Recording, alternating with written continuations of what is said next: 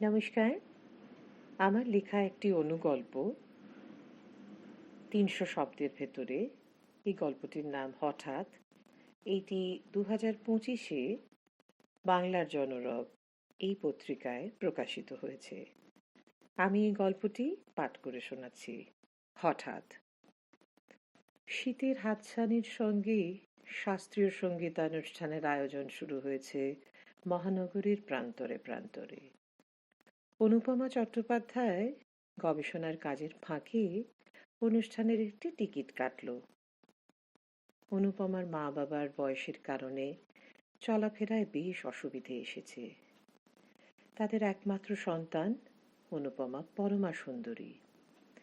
ভীষণ মিষ্টি ও আদুরে স্বভাব অনুপমাকে আরও সুন্দর করে তোলে। সে কম্পিউটার সায়েন্সে পিএইচডির কাজ শুরু করেছে। অনুপমার অবসর সময়ের সঙ্গী গান, তার লেখা ও কবিতা। মেয়ের বয়স ২৫, কিন্তু বিয়েতে মত নেই। এই নিয়ে তার মা বাবার বেশ দুশ্চিন্তা।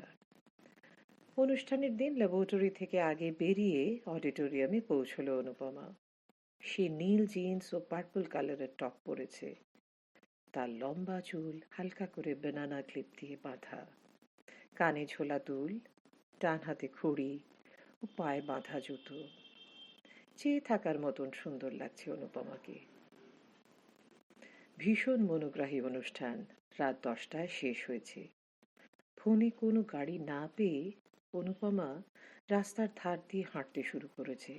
চুপচাপ রাস্তা, বেশ ভয়ও করছে অনুপমার। হঠাৎ সে একটি হলুদ ট্যাক্সি দেখে ডাকলো।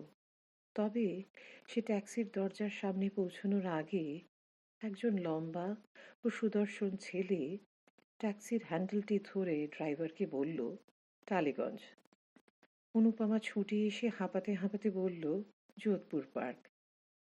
অনুপমার মাথায় জড়ানো লাল মাফলারের ফাঁক দিয়ে এক গোছা চুল তার গালে এসে পড়েছে।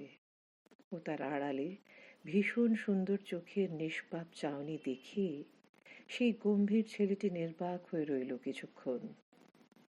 ও ড্রাইভারকে বলল, এনাকে পৌঁছে দিন। ড্রাইভার বলল, যাবে না।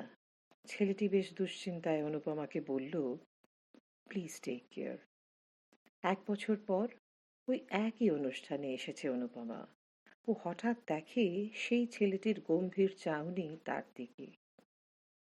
অনুপমার ঠোঁটের কোণে লেগে থাকা মিষ্টি হাসি দেখে ছেলেটি বলল, আমি জেনারেল সার্জন সাগরিক মুখোপাধ্যায়। আবার দেখা। নিশ্চিন্ত হলাম। তবে আমি যদি আজ আপনাকে আপনার বাড়ি আপনার ফোনে ডাকা গাড়িতে পৌঁছে দিই? অনুপমা একটু হেসে বলল, আচ্ছা, নমস্কার।